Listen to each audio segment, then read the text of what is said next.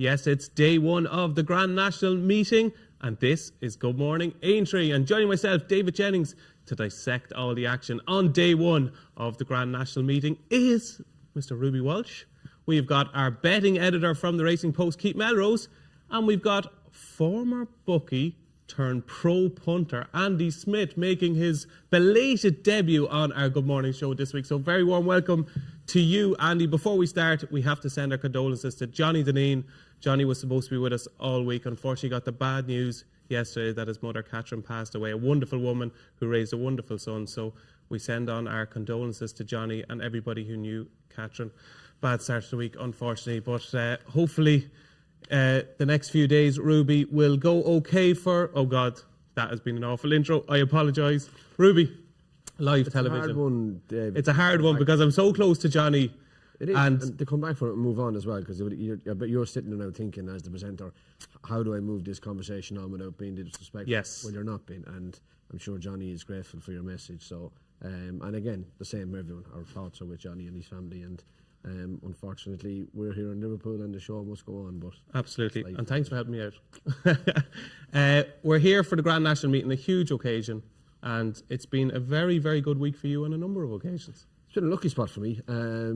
And it's been an unlucky spot too. I know a lot of people in Zachary Hospital. I spent plenty of Friday evenings there from different falls up and down, but you tend to remember the winners more, and obviously Papillon, Hedge Hunter and various other winners at the meeting. It was always a great place to come, lovely place to ride, and look, it is about the Grand National. This whole meeting builds to one race, and I still think of a great race. I think it's still a fabulous race, and I'm looking forward to it. Absolutely. And I actually interviewed Paul Carberry for a feature that's in Saturday's Racing Post, and he spoke about Bobby Joe, and we kind of forget that Ireland had an awful record in the Grand National, awful record in Cheltenham, and then Bobby Joe and Papillon come along, and it all changes, like. Yeah, that's funny, you say you kind of forget. I don't. I remember that so well. I remember growing up as a kid watching the Grand National and wondering, would an Irish horse finish? And that's the way it was. Laura's Bow, I think, might have been fourth. I don't remember too many more. Carvel Howe was running well in a Void Grand National. You were nearly cheering for him. But it was. That's just the way it was. I remember that so well. Like, you think that Bobby Joe, when he came here, and people talk about the race now, only 34 runners and people aren't getting in. When you look at that Grand National, there was 32 runners. Sunny Bay in 1999 was top weight off 169. Bobby Joe was rated 131. He ran from 13 pounds out of the handicap. The second horse, Lorcan Weir, rode it in blue colours. He was further out of the handicap. They were 13 and 17 pounds out of the handicap. Could you imagine that happening now? You'd be thinking, why are they even running it? But that did happen. And that's what the Grand National allowed. And then they went tinkering with it. Because how could a horse be so far out of the handicap and still win it? Because it was the Grand National. And I can remember that. 32 runners and 15 of them out of the handicap. So the 2024 renewal, it's obviously a higher quality race than it was years ago. You have a big price fancy in the race. A couple of prices. I think you can always get a bit of value in the National. And I do think Capodanno's had a much better preparation this year. Last year he came here off the back of one run, I think in the Red Mills. And to me, the Grand National, it's a marathon. And people who run in marathons run in lots of half marathons before they run in a marathon. I think you need mileage. I think you need... It's not even cantering around at home. I think you need the runs. You need runs under your belt. And I think the stats tell you Grand National winners have at least 3 runs in a season. So Capodanno had a bad prep last year. I think he's a much more suitable prep for a Grand National this year for 4 runs under his belt. So I think he'll run a much different race. But there's value elsewhere. I think him and Delta work for the ones over 11 stone. I think if you're going to go under 11 stone, I think Panda Boy and Gallia de Lito. Gallia de Lito, I thought was interesting as well. And I think you're right. Speaking from my experience of running marathons, I think you are better running a few half marathons before you get to the marathon. Well, I found that. I fancied Rat Vinden the last year I was riding. I thought he was the ideal horse for the race. It was a really dry winter. Willie didn't get to run him. I think he only had one run as well. And he travelled too well. He travelled like a dream, but he travelled too well. And he got empty heading to the fourth last. Tiger Roll appeared on my inside. He rallied again after the last fence and emptied again at the elbow. But I do think had that been a normal winter and he had the miles in the tank, he'd have given Tiger Roll a rest that year. That's what put it in my head. And maybe I'm basing a whole theory off one horse, but when I rode sounds good. When I rode him, I went looking at it. I kind of realised that there was no national winner that hadn't won, that hadn't had 3 runs in the season. Okay, very interesting. So a Well, bit he lost worrying. second to Papillon, but he was still only second. Bit worrying for Maller Mission followers. Andy Smith, welcome to the show. Now, Andy, before we come on, said, I'm a little bit nervous, just maybe you could hold my hand and help me. And little did you know that I would be the one to mess up. So it takes all the pressure off you, Andy. So welcome to the show. People watching the show will know you. Most people watching will know you as a real proper Shroody. That's where you're sitting in this seat. Have you a strong opinion on a couple of races today? Looking forward to it? Yeah, I'm looking forward to it. I always look forward to this meeting. I do fancy a few today, yes. I've had a few bets and hopefully it goes right. Yeah, hopefully. We might have you back tomorrow if it goes well today. You never know, Andy. Well, it depends. I've got Spyglass Hill wins today, wins the Foxhunters. I think I might end up staying for the week. Absolutely. Andy, of course, is one of the owners of Spyglass Hill, who's one of the leading fancies in the Hunter's Chase later on in the card. Keith, we'll come to you in a minute, our betting editor. But the big news today, obviously, is that we're giving away up to €100,000 in cash, courtesy of our sponsors, Paddy Power. And we've got our friend of the show, Tom Nugent, to tell us all about it. That's right, DJ. Finders Keepers back across the 3 days of the Aintree Festival here on Good Morning Aintree, the Racing Post, in partnership with Paddy Power, giving away up to 100 grand in cash each of the 3 days. There'll be 2 drops across the show with a few quid going into 10 accounts. There'll be 15 minutes on the timer. We'll be counting down as the show rolls on, and all you have to do is log into your account. If there's cash in there, you can withdraw it or have a little bet, and you get to keep it. If you find it, you keep it. That's why it's called Finders Keepers. So looking forward to that across today's show and indeed the next 2 days as well. And Tom, we had a reasonably successful Cheltenham. I think we had 6, 7, maybe 8 winners across the week. Yeah. No, lots of people active and withdrawing all the cash that was dropping into the account. So hopefully we can give a few quid away to the people across the few mornings as well this week. So if you've got a Paddy Power account, log into your account. There could be 5 grand in it for you. And withdraw it to keep it. That's Finders Keepers. Keith Melrose, welcome to the show. Big meeting for you these 3 days. You're betting editor in the Racing Post, and some cracking grade ones to start the meeting. Yeah, brilliant. This is one of my favourite days racing of the whole year. It used to be one of my days out that I always had was Thursday of Aintree. Those 4 grade ones early in the card. You've got some action over the national fences. Foxhunters isn't my favourite race, but any race over the national fences is an occasion. And then you've got good handicaps like the Red Rum as well. It is honestly one of the best cards of the year, I think. And the last time you saw Keith on our Good Morning show was, of course, on Gold Cup Day, when Keith was on for Good Morning Cheltenham, and his nap of the day was the Jukebox Man in the Albert Bartlett at 25-1, maybe 33s at the time. Possibly, yeah. Don't tell me. It was a price. It was a price. Okay, yeah. So sorry about that, Keith. Yeah, it was. Yeah, it was. There's only 2 horses ever in that race as well. That was absolutely sickening. But that was Cheltenham, and this is Aintree, and we're going to kick off our preview with the opener on day 1 of the Grand National Meeting. It's at 1:45, and it is, of course, the Manifesto Novices Chase, and currently your slight shade of odds-on favourite is Grey Dawning at 10-11. El Ete Toms has been the one for money overnight now into 11-4 with Paddy Power. It is 9-2 Ginny's Destiny on the slide, of course, who chased home Grey Dawning in the Turners at Cheltenham. It is 14-1 Blow Your Wad and 20-1 Conlan Harry. Ruby Walsh, Grey Dawning is 10-11 now.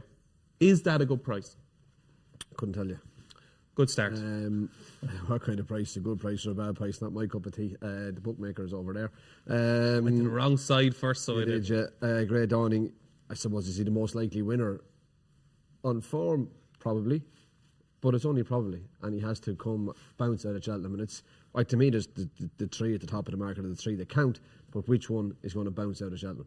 And that's the one most likely to win. The market is telling you that it doesn't look like it's Genie's Destiny because he's drifting like the proverbial barge. But until these horses probably get across to the fourth last, you're not really going to know. He let the Tomp is showing all the right signs at home. He didn't jump the ditch as well at Cheltenham. Maybe going a bit slower here this afternoon, stepping up in trip will allow him to jump better. So if he jumps better, I could see him getting involved. But it's which one of these bounces out of Cheltenham, and I'm not sure. I probably wouldn't go against the Let Tomp. I think going up in trip.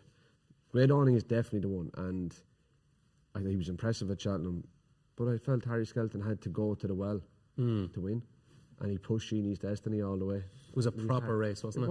It was a good race. It was a great race to watch. And I think which one of the 3 horses would I like to own for the future? it's definitely Grey Dawning. But we're not talking about the future today. We're trying to pick which one's going to win this race, and I'm not certain. Okay, so the last time we saw Elete Thomas over this trip was, of course, in that infamous race at Limerick against Gaelic Warrior with Danny and Patrick afterwards. Do you think this trip actually will suit Elete Thomas? Do you think he's a better 2.5 miler than he is a 2 miler? I suppose he won at Leopardstown. I always find horses that win 2 miles, 1 furlong at Leopardstown, stamina is not an issue for them. I would be more looking at horses that win at that trip at Leopardstown. I think they're middle distance horses more so than 2 milers come Cheltenham time. And I think the trip would be no problem for him. And yeah, I do. I think he's got a great squeak. Again, when I was looking at that, it was last night, he was a much better price. He's now 11-4, and Grey Dawning is odds on. But I can't see Genie's Destiny getting any longer. Can you? No. It's a big price, isn't it? Like for 2 lengths and a mistake at the last. Yeah, I think that the market is funny. I just can't. I think the money will come back for him. Yeah, I thought Ginny's Destiny was a big price. 2 lengths, mistake at the second last. There's not as much between Grey Dawning and Ginny's Destiny as the market suggests at the minute. But you don't fancy either of them, Andy Smith? No, I'm very keen on Elete Thomas. Okay, make your case. I thought at Cheltenham, he's never he's ran 3 times, he got beat 3 times at Cheltenham, but this year I thought after the second fence, he got a bit of a barging match with JPR1, and obviously we know it's well documented, he's a very small horse. I think it upset his rhythm. I don't think he left a few fences out, and the fence at the top of the hill, he landed on top. But I think he ran an incredible race to finish his 3rd. He's staying on really, really well. And I just thought at the value yesterday, as Ruby said, it was 4-1 yesterday when they first priced up. Will I back it? I did put it 5-2 on my tissue, which I do myself. So I think anything over 5-2 is still a reasonable bet. Okay, there we go. Anything over 5-2, Elete Thomas is good value, according to Andy Smith. Tom Nugent, we've got some locations. DJ, we do have locations and a story unfolding in the YouTube comments as well. There's a gentleman called Thomas who reckons there's $5,000 in his Paddy Power account out of nowhere. I reckon it is finders keepers. So all you have to do, Thomas, is have a small bet or withdraw some of it and you get to keep it. You have to do that in the next 10.5 minutes. But we've got locations as well, DJ, across our first drop. If you've got a Paddy Power account or know anyone with a Paddy Power account in Arklow, Leeds, Peterborough, Bradford, Dublin, Newcastle West, Marfelt, Gloucester or Whitehall, there is $5,000 in a Paddy Power account in one of those locations. Make sure you're logging in, checking if the cash is there, and crucially, if you do find it, have a small bet or withdraw some of it. If you don't do anything, the cash will be gone in 10 minutes' time. So the race is on. Okay, there we go. Finders, keepers. You find it, you keep it. Ruby, you've got a question for Andy? Andy, David asked me, is a 10 to 11 a good price about Grey Dawning? You do your own tissue. Yeah. What price would you have had Grey Dawning at? I was 11-10 against Grey Dawning. I was 5-2 at Elete Thomas and 4-1 Ginny's Destiny, and I was as big as 20-1 by the 3. And for people watching here, why did you have such a big distance between Grey Dawning and Ginny's Destiny? And of course, Ginny's Destiny has already beaten Grey Dawning, albeit an asterisk next to that because the mistaken second last from Grey Dawning. But there's 2 things. Ginny's Destiny's only ever ran at Cheltenham since Paul's trained it, and would he be better coming to Aintree? I didn't think he would. And I thought he was well. I also thought Grey Dawning was well on top at the line. okay, there we go. So we've 2 votes for Elete Thomas. Keep Melrose. Are you going to make it 3? No, I'm now the price. You may be right. We let it talk yesterday. It was the value, but prices in front of us here. There's only one bet of these prices, and it's Ginny's Destiny. Surely, he's been his form's only at Cheltenham, but even before he came into the Turners, some of his performances on the clock were really impressive. He's not a sexy horse, and because he'd only come to Paul Nicholls this season, so he wasn't heralded before he went over fences. But he's a big strapping sort, jumps like hell, and he's been putting up some really impressive times on the clock. And he's jumped 75 fences around Cheltenham, and the only 2 he's even fiddled were those last 2 in the Turners. And you could I think it would be facetious to argue this because Grey Dawning is clearly a more talented horse. But jumping's been key at the finishing stages with those horses in both the races at Cheltenham. So for one to be 10-11 now and one to be 4-1, just doesn't seem right. Ginny's, he's a big horse. Those often they like the flat tracks a little bit more, but Grey Dawning has done it at Warwick. So it's Grey Dawning should be favourite, and I'm doing a tissue. I'm putting in Grey Dawning 6-5ish, same as Andy, but Ginny's Destiny is far too big at 9-2. Okay, so we've got 2 votes on price grounds, I should say. On price grounds, we have 2 votes for Ginny's Destiny. Kind of 3. Your selection on the screen is Grey Dawning. I think he's the most likely winner, but again, it gets back to, in this race in particular, and I'm going to flip completely the other way in the next race, but in this race, it's getting to price. Because to me, any one of the 3 of these can win. So I thought the Thomas value yesterday, Ginny's Destiny is the value now, and I think by race time, Grey Dawning will come back odds against and could well end up the value. But at the moment, to me, that's the best price what you pick in this race, because picking the winner is difficult. There we go. It's a corker to start the Grand National Meeting here at Aintree. And before we find out the names from those locations who could be winning some cash from Paddy Power, and we kick on with the rest of our preview, would you like some free bets courtesy of the Racing Post? Of course you would.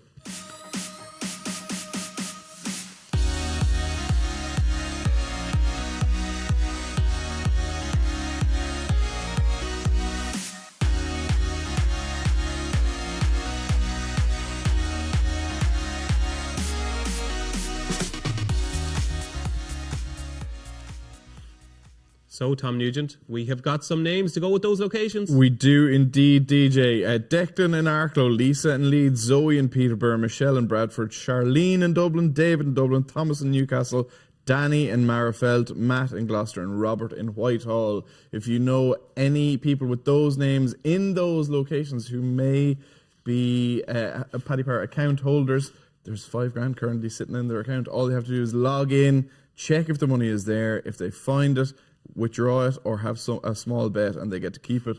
But the timer is ticking. Only 6 minutes left. They need to make a move before the money is gone. So who did our query come from? Thomas in Newcastle West? Yeah, we think that might have been a wind-up in the comments, but, producer Mark has once again been hung out to dry by YouTube commenters. But there you go. We shall see. Yeah. We shall see. If that's your name, and if that's where you live, log in to your Paddy Power account. So let's kick on with our preview. Moving on to the 2:20. It is the Boodles anniversary, 4-year-old Juvenile Hurdle. And Sergino, he's back. And he's odds on. He's 10-11 currently with Paddy Power. 9-4 Cargisi. It is 15-2 Nürburgring, who of course is the selection of Tom Siegel in today's Racing Post in his price-wise column. Very much on the drift from anti-post betting on this race. Caliph de Burley is out to 8-1. It's 14-1 into Lotto. And Dirty Den is 150-1. Right, Ruby Walsh. Sergino, is he the real deal? As a racehorse, he looks it. But the yard form is the question mark. And that's the second Nichols horse is drifting. Their horse box breakdown or something. Massive drifter, Caliph de Burley. Yeah, I mean, he looks like a real chaser for the future, and he's going to jump and stay, and he's gone to 8-1. Like, he's a massive each way price now. Well, no, he's only 6 runners, of course. That's no good. But Sergino, he does look the real deal, but it's yard form, isn't it? Okay, so the front of the Racing Post today, look who's back, okay? Brilliant front page. We've got Nicky Henderson with Sergino and Shishkin on the front page. And this is the big quandary for punters going into this meeting, Ruby Walsh. Obviously, the stable have been in stink form. Cheltenham was a disaster for them. We need the Henderson horses back and firing on all cylinders at this meeting. What is the chances of him having 5, 6, 7 winners this week? I'm not an editor, but I could have written that headline now. Yeah, but it's a nice front page, though. Nice. Well, is it though? Is he back? That's the question. Is he back? I don't know. He's had 11 runners since Cheltenham. He's had 11 runners for a yard that size. He's had 2 winners. One of them was the day after Cheltenham, and 1 placed besides. Because Sergino and Shishkin were both pulled out on the Friday at Cheltenham, so they're evidently 2 of the horses that were struggling when that yard was under a cloud. I could not be backing these horses. That front page should read, "Are they back?" Yeah, exactly. But it wouldn't sell as many. So Sergino then, if he was right, he'd be a shorter price. If we knew the real Sergino that showed up on trials day at Cheltenham, he would be a shorter price than he is now. You'd have to have thought so, because if he was right, he would have probably won the Triumph Hurdle, and he'd be coming here to beat the same horses again. So yes, he would be short. But you either fancy him or you don't. So you're either going to go and take a chance on him, the Nicky Henderson horses are back, or you're not. To me, he's not the kind of horse that gets to a price that you think, you know what, he's some value now. You either fancy him or you don't. So you get on the Sergino train or you get off it. Me, I'm going to watch it. If he wasn't in the race, who would you fancy? I'd say trends tell you horses come from the Triumph Hurdle and perform here. so he'll be with Cargies. I think Nürburgring, and you said Tom Segal put him up this morning. To me, he never got involved in the trying for whatever reason. He travelled up over the first 2 hurdles and then looked like he'd no interest, like he was flat to the board. So I don't think that was the true running from him, and I expect they'll ride him a bit differently, and he could well get involved. But to be fair to Cargies, I think she's improved with every run since she's joined Willie, and I think a reproduction of her Cheltenham run is good enough to beat the rest. Okay, there we go. You're going with Cargies rather than Cargiesi. It's a tough one, isn't it? I don't know. If only she could tell us, that'd be the easiest way. That would be the easiest way. I did think Nürburgring was value, but I'm sure that's gone now. Yeah, Nürburgring has been very well supported into 15-2. Double figures yesterday. Right, Andy Smith. Sergino, I'm a believer. I'm very much glass half full guy, right? And I'm kind of giving the Henderson team the benefit of the doubt. I'm thinking it's going to be a massive day. I fancy Sergino. I fancy Shishkin. I think it's going to be a massive day for Seven Barrows. Is this going to be the start of it? Well, how do you price up a horse like Sergino? You do your tissues. It was very difficult, obviously. Yeah. But you think before he come out of Cheltenham, he was basically 4 to 5. Yeah. You know, and it's the same price without running now. So look, he looked unbeatable the day he won. But how good is that for him? You know, when he beat Burdett Road, pulled like anything. You could only beat what's put in front of him, and he absolutely annihilated him. I'd like to see him bolting today, the same as you, tell you the truth. I'd like to see him win and set the standard ready for next year. It could be a case of after the race, we're saying to ourselves, you know, God, that was some price. Yeah. Even money, Sergino, this is unbelievable. Like, but do we take that chance today? Are you going to back Sergino? Yes, I have. Okay. I have. I took 10 to 11 early on in the week because I honestly thought it could end up being 4 to 7. It was meant to be a good word of it. So people says, You have your contacts. I spoke to You Johnny. very good contacts. I spoke to Johnny Deneen and he told me it was a good thing. I spoke to him with Johnny. Said this will win. Don't you worry about that. Okay. So it is Sergino for Andy Smith. Keith, you're completely forgetting about the Henderson horses. You're very much... And so, well, if Sergino wins on his ear and so does Shishkin, then obviously Henderson's got them back or got a large rump of them back. So what are you doing with this race then?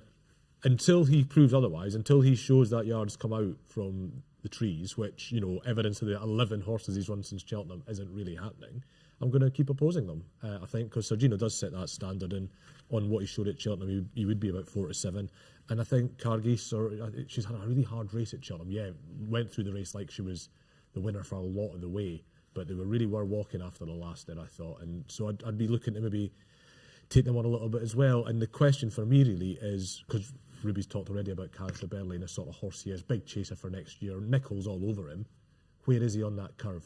You know, on that improvement curve, where is he at the moment? Because at Kempton, he won like a horse that's going to be that really impressive novice chaser next season. I know Nichols is very, very keen on him, and I was impressed by everything he's done, but he needs to stay on that curve, and if he does, with the sort of doubts you've got over those first two, he's a big price. Okay, he is a big price. Caliph de Burley, he's certainly one for the future. Tom, any luck? No luck, DJ. No winners in our first drop of finders keepers across Aintree, but the good people of Paddy Power are leaving 500 quid behind in each of those 10 accounts to say hard luck, but here's something to soften the blow. There's another drop to come, so looking forward to that. Stay tuned. Thomas in Newcastle West, maybe he was bluffing. Maybe it wasn't him at all. But there you go. Stay tuned for the rest of Good Morning Aintree. And we will be giving away another big lump of cash into Paddy Power accounts. Moving on to the bowl. It's the next grade one. It's at 2.55. And what a corker we have in store here. Jerry Colom is on the drift of Paddy Power out to 7 to 4. Shishkin is 5 to 2. Corbett's Cross has been the one for support. Sustained support into 7 to 2. Corbett's Cross. Brave Man's Game. Can he bounce back? Brave Man's Game is 9 to 1. Ahoy Senior is 14 to 1. Are we staying loyal? Keep Melrose 16 to 1. Thunder Rock 22 to 1. Gentleman's Game. And this is a proper bowl, Ruby Walsh. This is exactly what we want. We don't have Gallop in the Champs, but we have a good supporting cast here. It's an intriguing race with the novice angle brought in here with Corbett's Cross, which I want to talk to you about first. Emmett Mullins, you obviously know him better than any of us. He is an intriguing, fascinating fella. And he's not afraid to try something like this. Is this a good call running Corbett's Cross in this race? At the moment it is. It might be a brilliant call at 3 o'clock, or it could be a shocking one. But that's the chance you take. You roll the dice, you see where it lands. And he has done it. I mean, he chucked Ferrin Lilly into a graded novice chase, or grade 1 novice chase at Punchestown last year at the back of 1 run over fences. He does roll the dice and take chances. With Corbett's Cross, obviously Shishkin had no race in Cheltenham. Brave Man's Game doesn't look the same horse this year as he was last year. And Jerry Colomb had a grueler in the Gold Cup. So Corbett's Cross won virtually unchallenged. He absolutely hosed up. So there's a chance he's coming here a fresher horse than Jerry Colomb. And if you're going to have a go at him, have a go at him. I think he probably needs to jump as well as he jumped in the National Hunt Chase. I think at times he has been a tad slow, tad high in the air.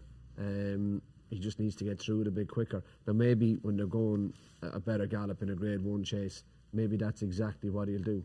But he was really impressive at Cheltenham, but it is a big step up. I mean, officially he is 13 and 16 pounds to make up. Whatever way you look, dress that up, that's officially what he has to do. And yeah, I think he's a very good horse, but this is a different race for him. It's a different ball game.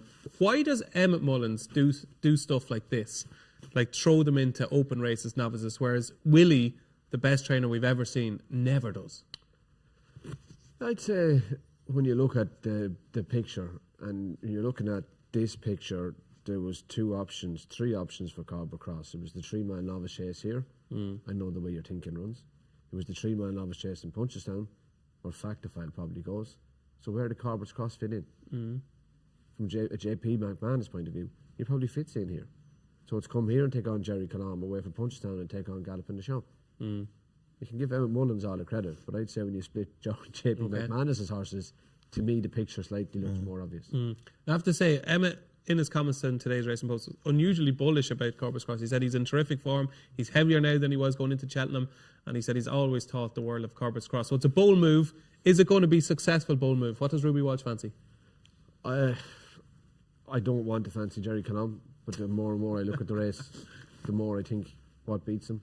I just think Gold Cup horses coming out of the Gold Cup, it's when they get as involved as he got. If you could run down the field, I could see Brave Man's Game getting over it because he wasn't involved in the heat at the end of the race. Jerry Colomb was, and he ran his heart and soul out. I'm a sucker for the best horse. I think he's the best horse, but my mind is telling me that Gold Cup will have left the mark.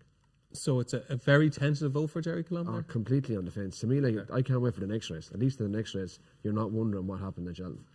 And Ruby Walsh does have a strong opinion in that next race, so stay tuned. Andy Smith, okay? Shishkin, to me, is the best horse in the race on official figures. He's rated £3 higher than Jerry Colomb, okay? He won the race last year.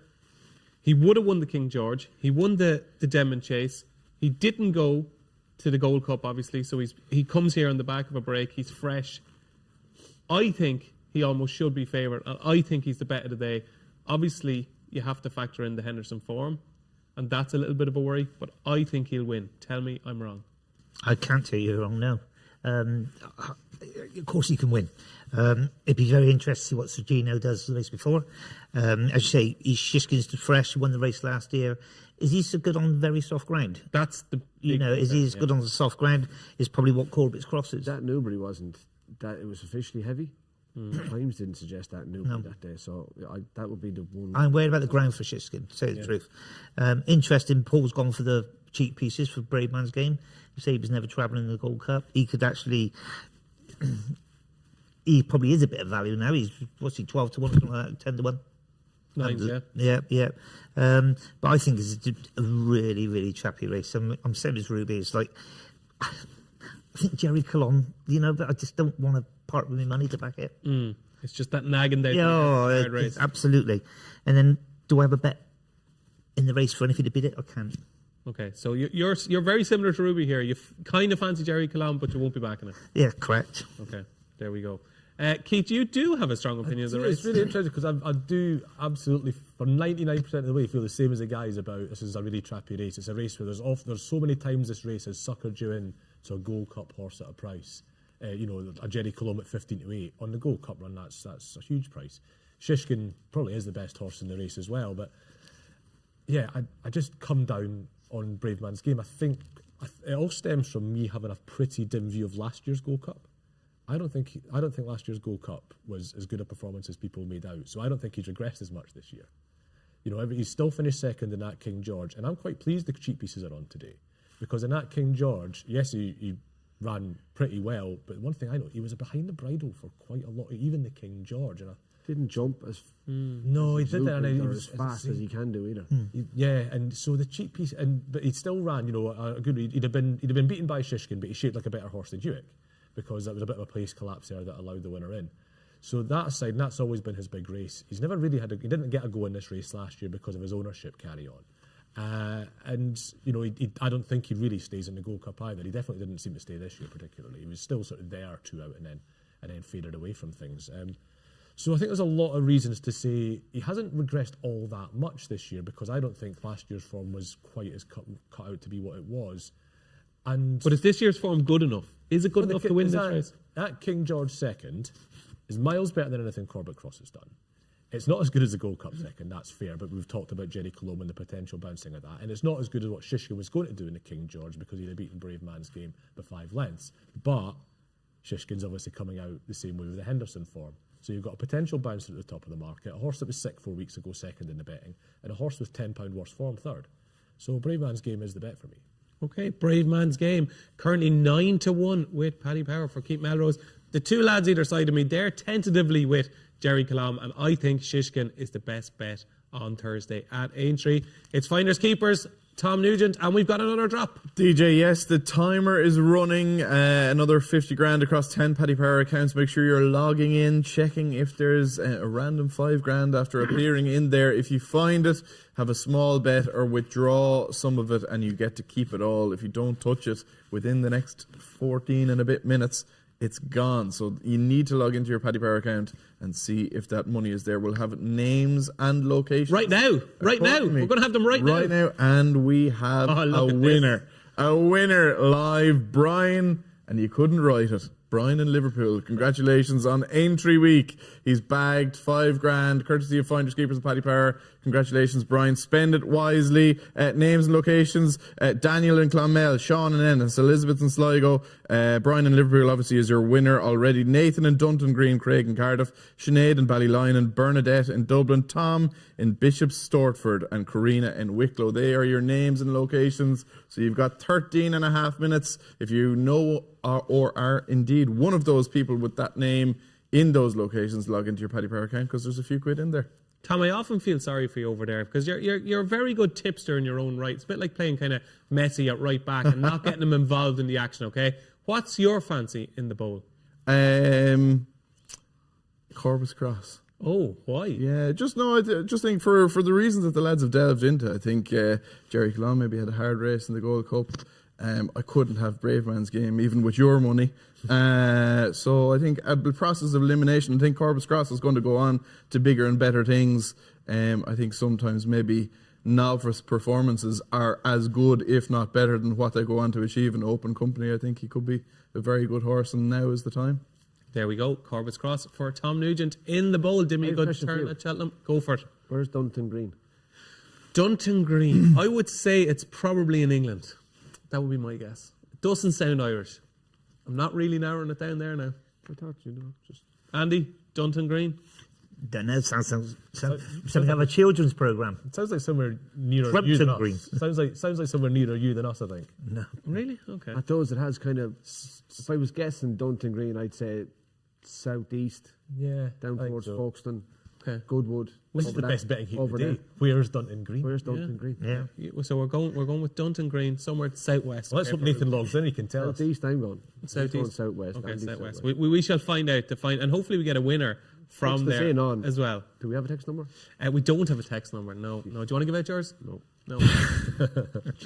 Moving swiftly on to the 3:30 at Aintree on Thursday. It is the Aintree Hurdle. It's a Grade 1, and it is a fascinating heat for one reason or another. We have got Impere Pass, who's been a bitter disappointment this season, currently 11-8 with Paddy Power. 15-8 Bob Ollinger, who has kind of reinformed himself this season, a 15-8, 8-1 Langer Dan, coming from a handicap, of course, dual Coral Cup winner Cheltenham. Lucia, third in the Champion Hurdle, is 10-1. Nemean Line, 16-1. Marie's Rock, 18-1. 50-1 Man's Glory, 80-1 Beacon Edge. Keith Melrose, Imperi Pass is now 11-8 favourite, being very well supported in the last 24 hours.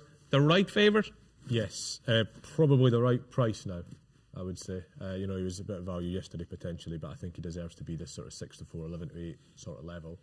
I was speaking to Graham Rodway about it yesterday. He thought he should be even shorter. I think we're speaking just off the air, and this horse has only been a disappointment this season if you put him against what we thought he would do after last year's novice campaign, when he was very, very impressive.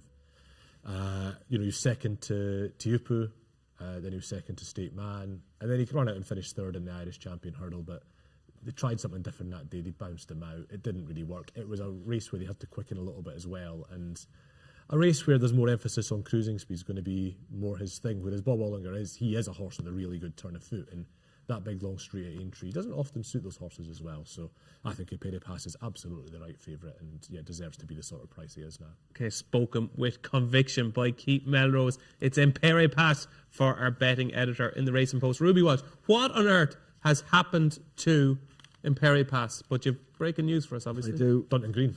Dunton Green. Did you win? Of course I will. Kent. Southeast. Dave, producer Dave just sent me its map. It's on the M25, but it's On the where I M25. say. Well played. You know your geography? You don't. You just know about place names. Dunton Green. It kind of fits over there, doesn't it? Plumpton Green. Yeah. Imperi Pass, what on earth has gone on this season, Ruby? I thought he could win a champion hurdle earlier on in the campaign. I thought he was going to be a proper top-notcher. I thought he would beat Stateman the first time they clashed. He hasn't. He's been disappointing. You want to think a bit better. Yes. I don't think it's gone that bad for Imperi Pass this year. I don't think there was any shame in going down to Tehupu in the Hatton's Grace. I thought Jack got behind Paul and forced Paul forward, got Imperi Pass racing earlier than he wanted, and Tehupu eventually outstayed him. Tehupu went on to win the Stayers Hurdle. I don't think there's any shame in that. He went back then and wasn't quick enough for Stateman at Leopardstown, but Stateman is the kind of horse that only ever wins a certain distance. He never goes away and blows a race apart. He even did that in this year's Champion Hurdle. He just went and beat Irish Point. That's the kind of horse Stateman is. Paul Townend is adamant he didn't turn up in last year's Champion Hurdle when Constitution Hill beat him. So we think not saying he's one who's going to beat Constitution Hill this year either, but we think he could have got closer to Constitution Hill. And I think that's where you're putting Imperi Pass. I don't think he's underperformed this year at all, and I think his last run in Leopardstown, you could put a line through it. Darryl Jacob. And I can understand where Darryl was coming from. When you lose riding a horse one way, you should try something different. And he tried something different, but it completely backfired. He wasn't. He hated it, didn't he? He's just not a front runner. Horses are herd animals, and within a herd, you have a leader and a follower. Imperi Pass is a follower, and that was, to me, put a line through the last day. And Bob Ollinger got by him. Bob Ollinger, that was then anti-post favourite because of reading that form literally. But I think the Leopardstown and Fairyhouse runs are better than anything Bob Ollinger has produced this year. And I think Imperi Pass will win. Okay, there we go. We can't say fairer than that. Imperi Pass, one of the best bets of the day? Oh, he is for me, yeah. He's mine up anyway. Wow, Imperi Pass. You're nodding along there, Andy. Well, it was. I like when the anti-post prices first come out, and I think it was a week ago, just over a week ago. One of the firms put it in at 11-2, Yes. and then it was 5, and then even on Monday it was 3-1, and I kept thinking this was going to be 6-4, 5-4. I didn't back it. I was going to say, did you take any of these? I didn't get on this one. No, it was one that escaped the net. That got away. Yeah, so he's crying out for this trip. He wasn't a 2-miler. Tried to make him a 2-miler for a champion hurdlers. This is a perfect trip for him. I think he's a good thing. If I had to pick a horse, an outsider to run and well in it, I'd pick Namian Lion. I just thought that's another one. It was sort of stuck between, shall I run in the Stayers Hurdle, shall I run in the champion hurdle? This is probably his trip, Namian Lion as well. He went for a long way in a champion, like he was going to finish closer than he did. Yes. Yeah, no, he's a horse I like. I could see him running well and getting in the frame him. Yeah, exactly. It's just a shame. It's an each way sort of racing away. It's a shame there's 2 good horses in there. Otherwise, Yes. a good each way bet, wouldn't he? Yeah, because looking at Lucere, do you think Lucere will stay? I wouldn't have thought. I can't see Lucere staying myself. Either. Really? Okay. Yeah, and I didn't fancy Marie's Rock. So what's wrong with Bob then? Bob Ollinger, I fell into the trap of thinking He was gone. He was galloping the Champs. I thought he was going to be Okay. that galloping the Yeah. Champs. And going into the Turners that year, obviously galloping would have hammered him. I really fancy Bob Ollinger to beat him. Look, he won, but he didn't really win. And it seems as if he's always been a disappointment in our heads because of what he did to Brave Man's Game in what was then the Ballymore.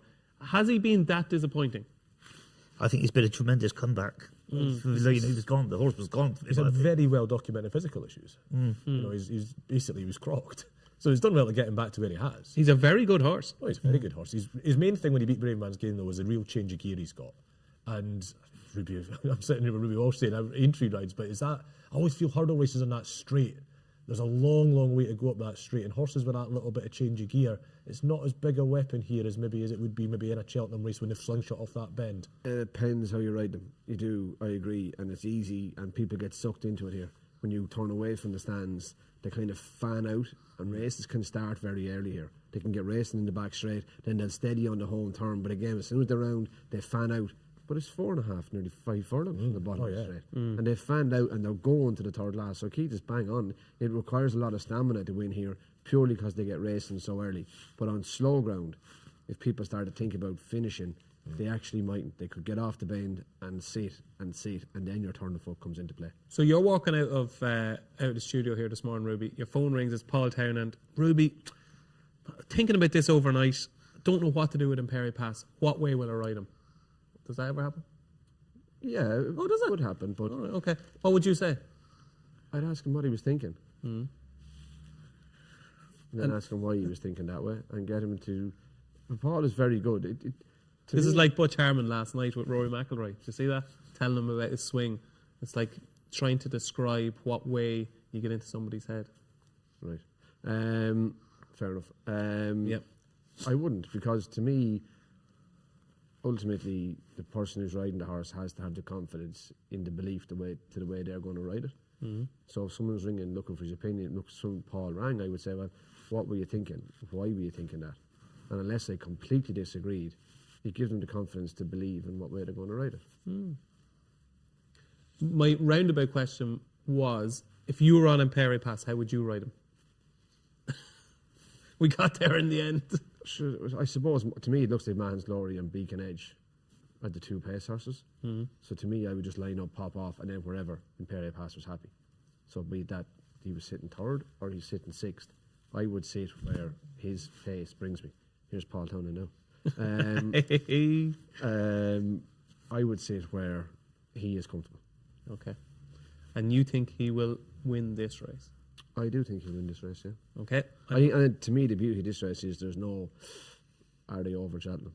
This is Bob Bollinger versus Imperi Pass and a few more choked in. So, yeah, I think it's a great race. Absolutely. It's been their main aim for quite some time. It is Bob Bollinger versus Imperi Pass. I'm on my own with Bob Bollinger. I think this could be his big day this season. Sorry, and your other question about has he disappointed? No, I think people underestimate the step from being a brilliant novice to being a brilliant open horse. There are not as many horses as we would like to believe actually make that step. Okay.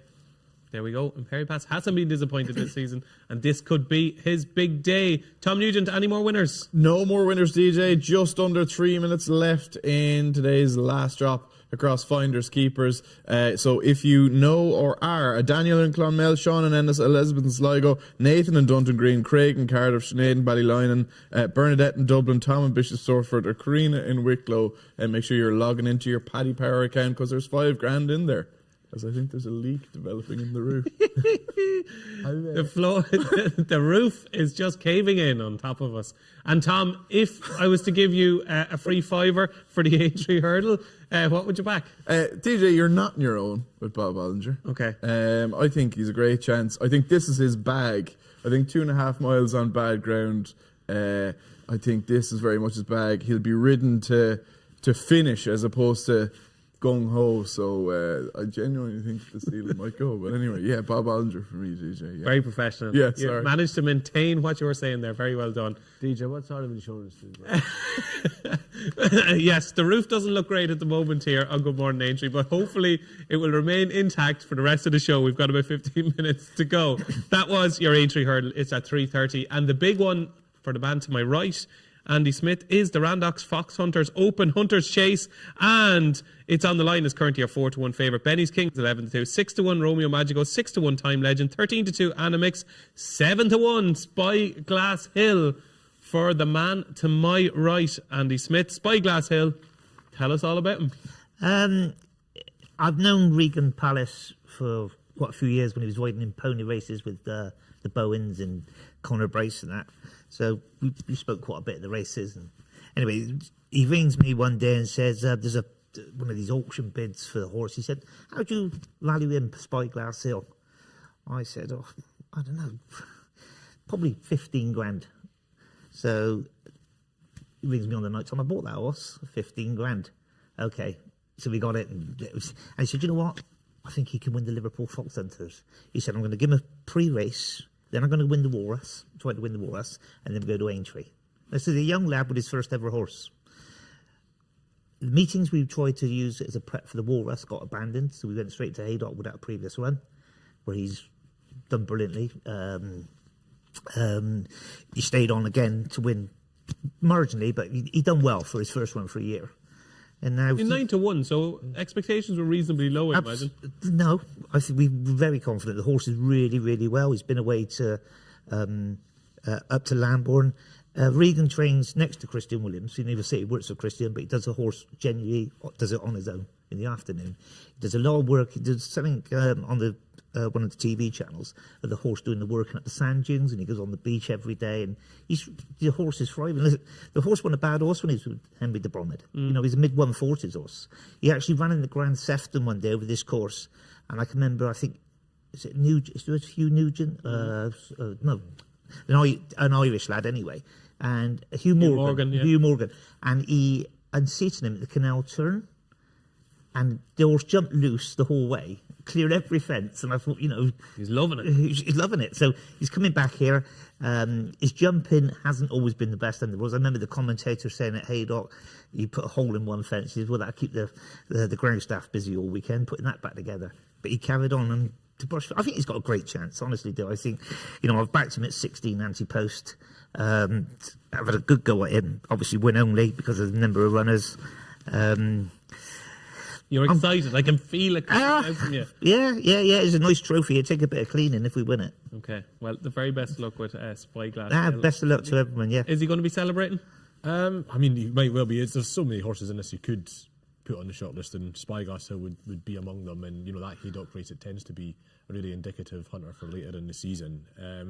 But, you know, you look down this race and it's really competitive, really, isn't it? Look at the class of these horses compared to what would have been in this race maybe even 20 years ago. It was genuinely old horses back in those days. And now, you know, what Emmett Mullins does, we're bringing Ints on the line through. And Romeo Magico, who'd probably be my sort of next best as well, got a really similar profile to It's on the Line. And the fact he's never run in the proper crucible is both a bit of a blessing and a curse, really.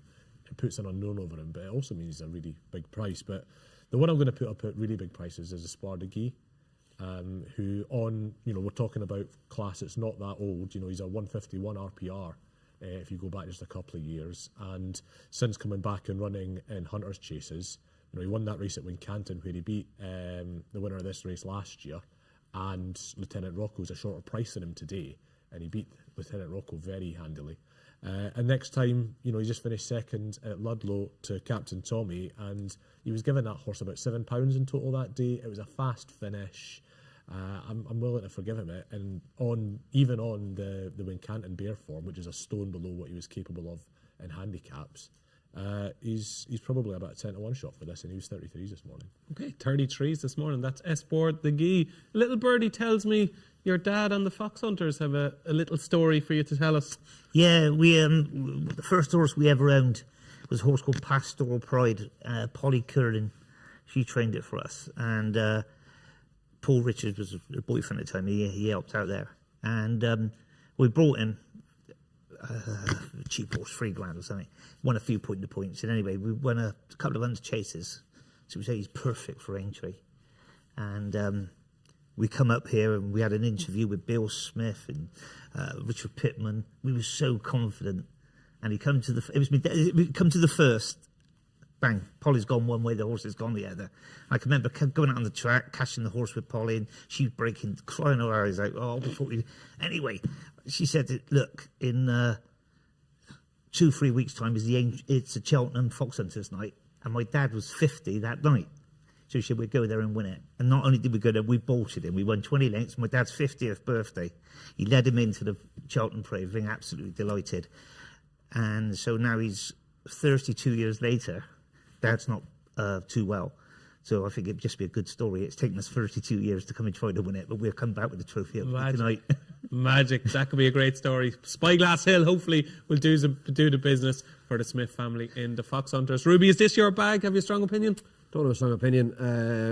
This is my bag. Yeah, of course I watch it. I like watching most racing. I watch it. And Animix, he's a bit in and out, isn't he? Jekyll and Hyde, 1p, yes. 1, unfortunately. Ran well here before. Usually P's follow ones for Animix. They do. He was entered at Fairyhouse in a race he probably would have won on hindsight, and he was taken out, I think, to be kept for this race. So it'll be interesting to see whether that pays off. Yeah, look, he's a good old jumper, and yeah, he could run a good race. He's in good form. Someone tipped me a horse called Captain Tommy. I'm not sure why. He won in Ludlow in his last start, but is that someone of note that you would listen to? Yeah, I probably would. Yeah, but they told me it was a much bigger price. It's 20 to 1 now.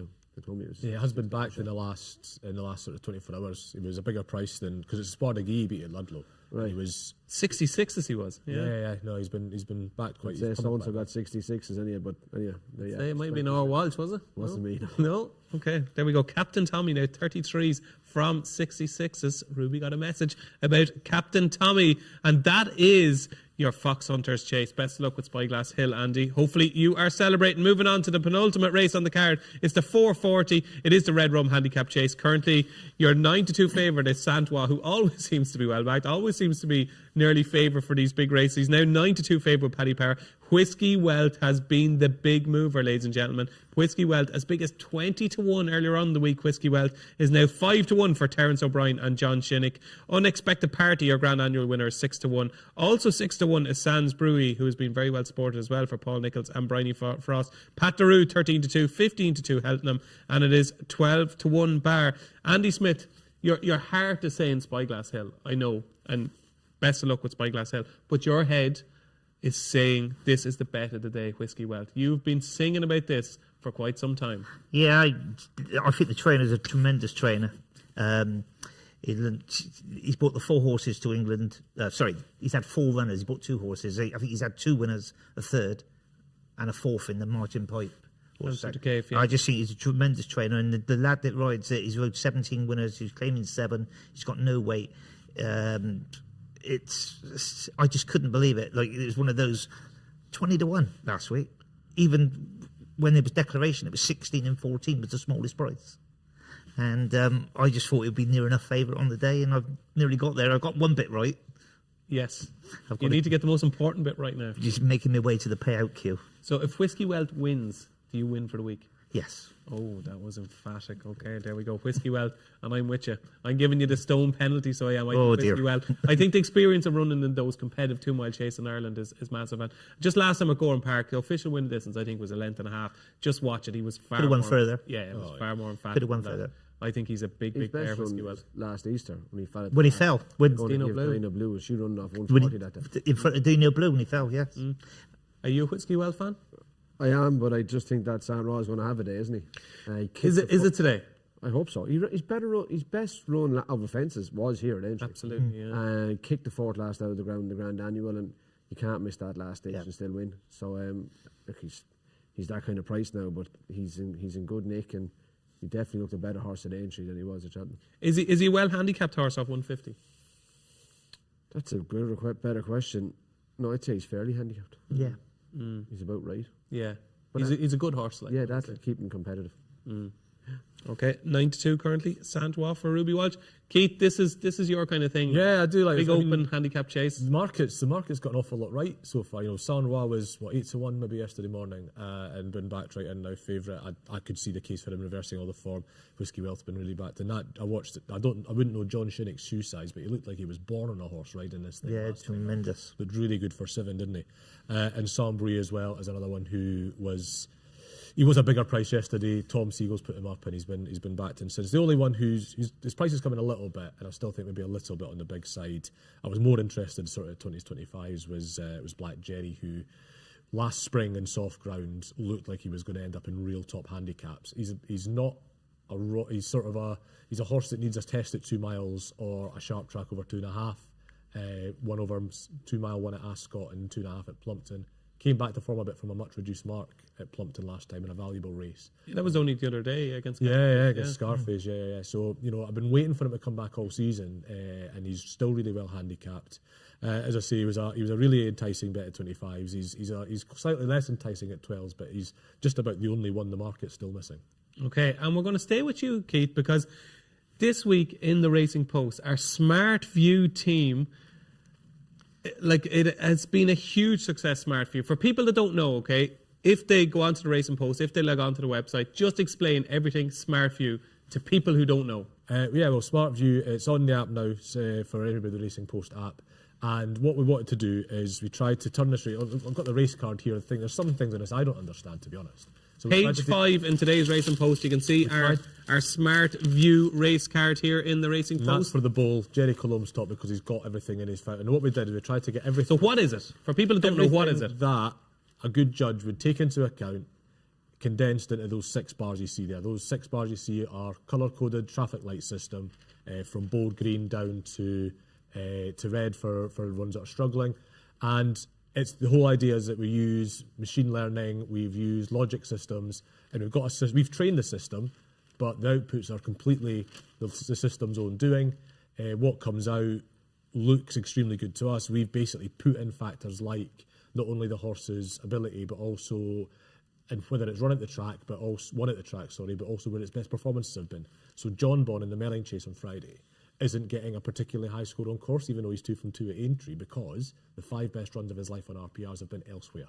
So it factors in things like that to the market and to the price, not just this horse has won at this course. It's smart about how it weighs up those systems, and then your final score you see that's out of 100 is a weighted average of those scores. And again, the system looks at previous results to decide a little bit what the weighting of those. And the system said yes a lot of the time at the Cheltenham Festival because it had a crack in Cheltenham Festival. Smart View did. It did it. What it does is, and I explained this in a piece. What this thing does so well is Montmorale was its great success at the Cheltenham Festival. Now, what I did, because I'm a stupid human, is I looked down that race card and went, "Oh, that's Montmorale. He doesn't stay." Went on to the next horse, and then.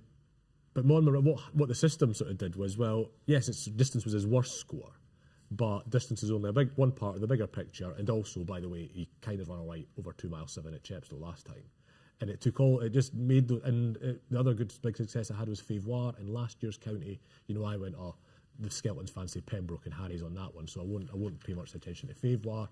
It went, well, yeah, but it took into account Bridget Andrews' record in big handicap hurdles because she's won loads of those races for that yard. She wasn't as big a burden on that basis as maybe I would have thought, and so it put up Favoire as top rated in that race too. So what it does, it's like any of these systems that are good, these purported AIs. It sort of gets rid of those human fixations we have, those little things we get hung up on, and looks at the bigger picture. Okay, there we go. So log on to the racingpost.com to see our Smart View race cards. They are worth looking into, ladies and gentlemen. Have a look. Jerry Colombe is the big tip in the bowl today, and currently a little bit of a drifter, 8-7-4 with Paddy Power. Our final race on day 1 of the Grand National Meeting is the Goffs Nickel Coin Mayor's Standard Open Bumper. It is grade 2, and Baby Kate is currently a 2-1 favourite with Paddy Power. Honky Tonk Highway, so impressive at Sandown, is 7-2. Diva Luna, who Honky Tonk Highway beat in a point-to-point, is 13-2. Monjabello is 8-1. A big fancy of Paul Keeley, our friend of the show. Monjabello is 8-1. 9-1 Jubilee Alpha, and it is 12-1 bar. Baby Kate, is she any good, Ruby? She's a fair mare. She's improved a lot from her run at Ballinrobe to winning at Cheltenham in November for Brian Hayes-Roder. Her mother was second in this race many moons ago. She'll run a race, but I just have it in my head that this is a race that outsiders win. Have you found an I could outsider? be a stupid human that's thinking that way and really having one result, but I just think bookmakers get a result in this, usually. Have you found that in a bigger No, price? I haven't, but Baby Kate's in good nick, but I just have it in my head. The obvious one doesn't always win this race. Okay, you've got an inkling, but she's in good form. Everton is She's in good positive. form, yeah. Keith, what wins the bumper? I was with Keels, really. Monjabello, that form at Dunroyal, absolutely cruised away from a horse that was second to Romeo Coolio next time. Really good bit of form. She hated it at the DRF. I think can't get away from that. Yeah, she hung, Yeah, hung, cocked her jaw a lot. Wasn't very nice, but the strength of that form, she's only about £2 off top. and back to sort of quite testing ground. You can forgive her that run, and it's just one where, again, the market's really got fixated on that last run when her ability's there. She's still a young horse. I'll take the chance at double figs. Excellent. So you're having a great day. Spyglass Hill has won. You're celebrating the winner's enclosure. You've had it right off of Whiskey Welt. What are you going to finish up with here, Andy? I liked Honky Tonk Highway. Me too. Yeah, I thought she was very good to win a listed mares race on a debut at Sandown, racecourse debut at Sandown. The form's documented about the point-to-point win. I think she was about £160,000 when she changed stables. And just Ruby, it was interesting. You said Baby Kate, the mother, was second in this race as well. Augusta Kate, wasn't she? Augusta Kate, yes, yeah. There's another one here, Metakina of Noel Williams. That mother, I remember the mother of that. That also ran in this, was 6th or 7th in this race. But I like Noel Williams as a trainer. I like him with mares. I like him in bumpers. That one at Ludlow was sold for 100,000 after. The mother, as I say, loved heavy ground. She couldn't have it heavy enough. She won twice at Postas heavy. So, I do fancy Honky Tonk Highway, but I'm giving Noel Williams horse a chance as well. Okay, so that's Metakina at 12-1 currently from 20s as well. That is Metkaina, I think we're going to go with, is it? Metkaina. There we go. That is your bumper on day one of the Grand National meeting. And all that's left to do now is reveal our charity bets. Yes, our good friends at Paddy Power are kindly giving us 50 quid with all proceeds going to the Injured Jockeys Fund. So we have to try and make this successful, Ruby Walsh. The best bet on day one is? Perry Pass. Perry Pass. I'm very much with Shishkin in the bowl, so that will be my charity bet for you, Andy. Ility Tomps. Ility Tomps. Not Whiskey Welt or Spyglass Hill. No, I'm going to go Ility Tomps. Ility Tomps in the opener to get us off to a flyer on Thursday for Andy Smith. Keith Melrose. Tom said he wouldn't put my money on Brave Man's Game. I'm going to put his money on Brave Man's Game. Here we go. Brave Man's Game now into 17-2. Brave Man's Game. It's been nibbled at. We couldn't get your picture on the screen, Tom, unfortunately. But if we might give you a charity bet. We'll give you 50 quid to try and raise money for the Injured Jockeys Fund. Who are you going to have it on? 440, number 11, Black Jerry for Gary Moore and Niall Hoolan, currently around 11-1. Okay, there we go. You've made it easy to find anyway. Number 11 in the 440. There we go. That is Black Jerry for Tom, his charity bet. The very best of luck to you on the opening day of the Grand National meeting. My thanks to Tom Nugent from our sponsors, Paddy Power. We had one winner of Finders Keepers today, but we will be giving away up to £100,000 in cold hard cash here tomorrow and Saturday for Grand National Day as well. So Tom, you'll be back. Ruby, best of luck for the rest of the week. Thanks for joining us today. Thanks for helping me out in the intro. Keith Melrose, best of luck for the week. Thanks for joining us today. And Andy Smith, the very best of luck to you with Spyglass Hill. Thank you. Thanks for joining us.